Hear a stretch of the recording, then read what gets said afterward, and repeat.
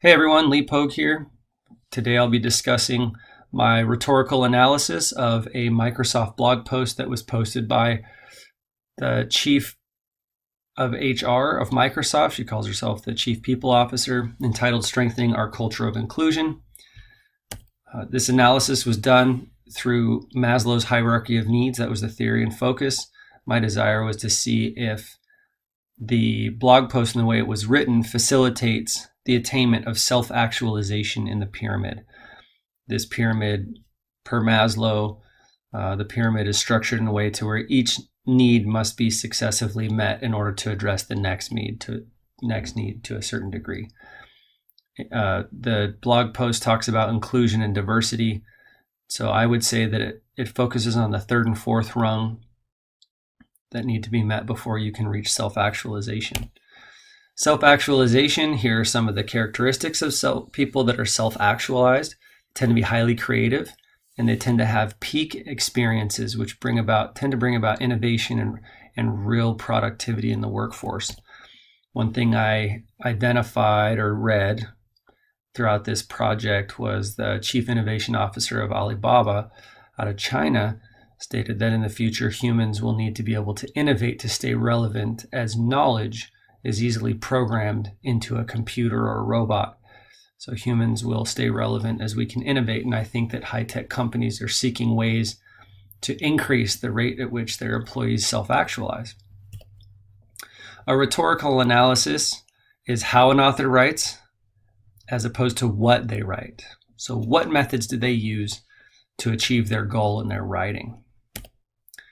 In 2014, Satya Nadella was appointed to be CEO of Microsoft and started focusing heavily on a growth mindset and inclusion.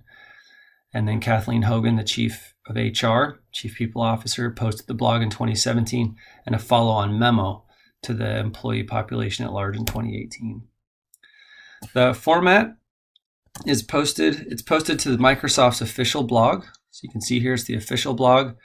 So it's credible. Because it carries the company's weight behind it.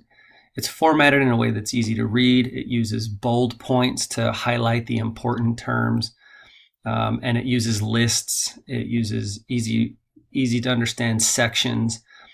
It uses a semi-informal tone, which kind of gives this feeling of warmth and transparency while still maintaining an appropriate level of professionalism so as to not turn off other parts of the audience. I know for me, if I saw typos or heavy use of slang, it would really make me not want to pay as much attention. Notice her photo here. She's got the nice smile. She's wearing what seems to be kind of a hip jacket. So she's up with the time. She's approachable. And I would say the use of the picture implies that this is very important to her. She starts out really by talking about minorities, talking about women, how much of the population they represent, African Americans, and the stats compared to last year and the growth.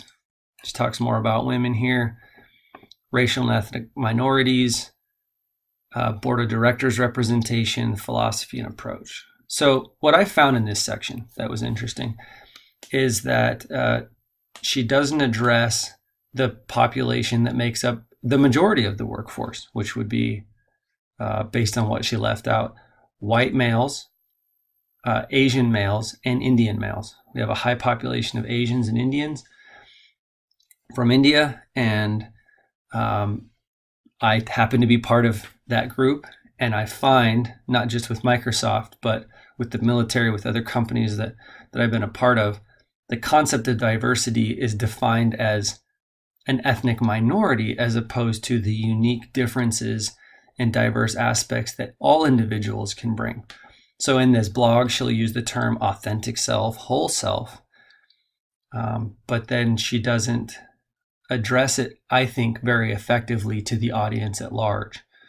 So while some people may really this may really resonate with them and help empower them, I think for a lot of other people, I know my own emotional reactions to it are more of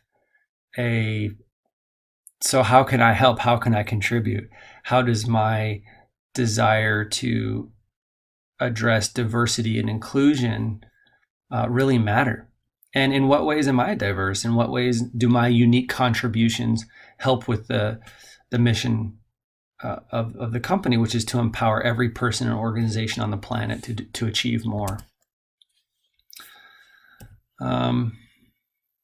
So I'm a procurement agent. I do sourcing. Negotiations is something that I've tried to employ and learn and teach. I've taught classes over the years to many people in past roles.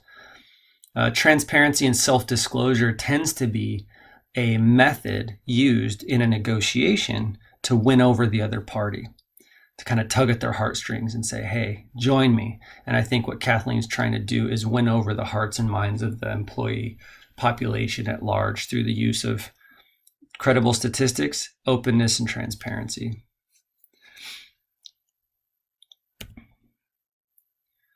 She does talk about how our technology reflects our values. We're engineering more hardware that is supposed to help people, other-abled is the term these days, people be able to interface with our technology.